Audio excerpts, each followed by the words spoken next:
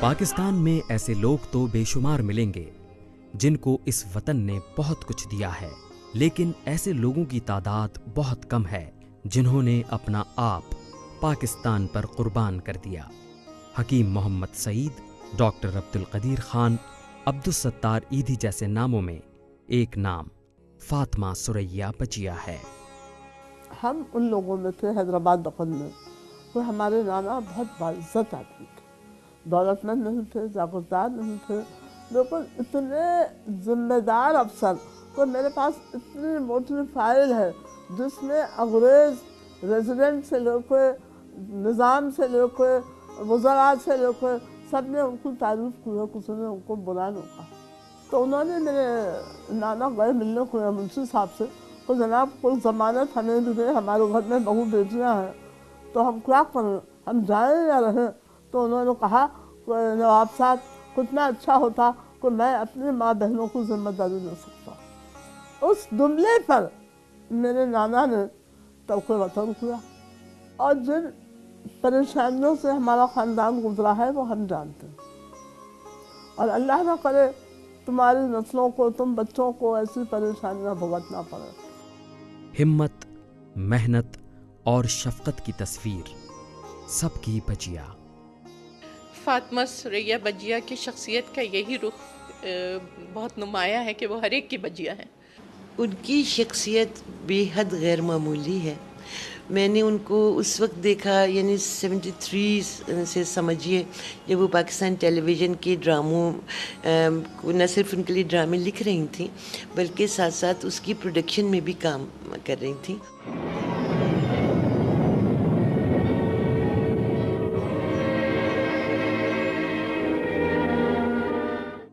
اپنی تحریر اور ڈراموں کے ذریعے بجیا نے بیرونی ثقافتی یلغار کے سامنے اپنی زبان، ادب، اخلاقیات، طرز معاشرت، رسم و رواج، تہذیب و ثقافت کا انتہائی کامیابی کے ساتھ دفاع کیا ہے اور اپنے ہم عصروں کے لیے ایک مثال قائم کی ہے۔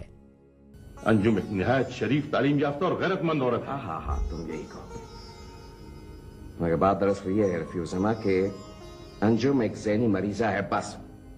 یہ ڈاکٹر اس کا علاج کر رہے ہیں اور آگے کچھ اور میں سننے کو تیار نہیں۔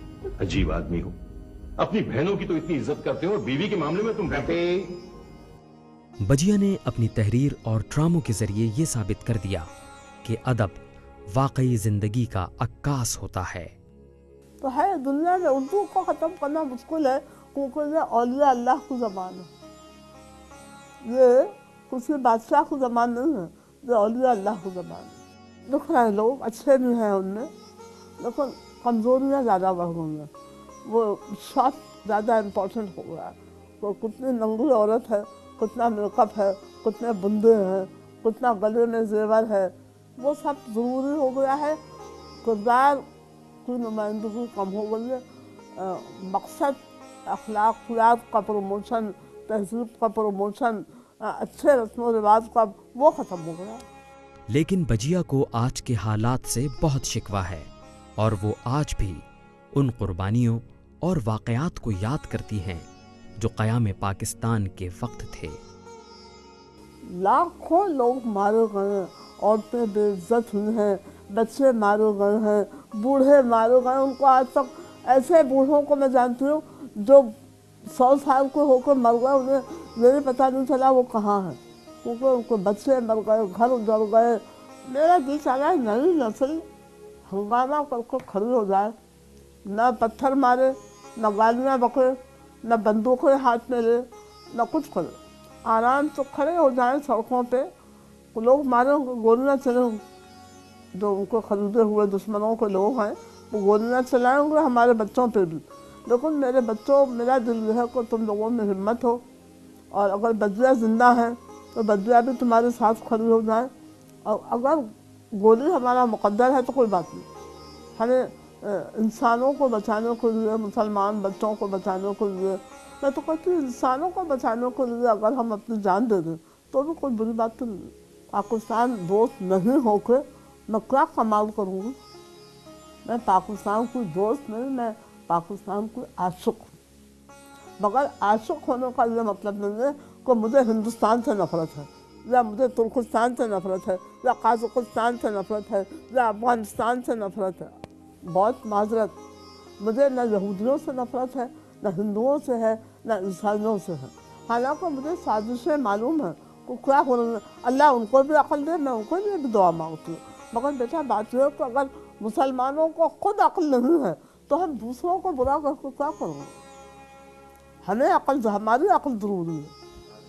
फातिमा सुरैया बजिया उन हस्तियों में शामिल हैं जो हर लम्हा पाकिस्तान की सरबुलंदी के लिए दुआ गो रहती हैं।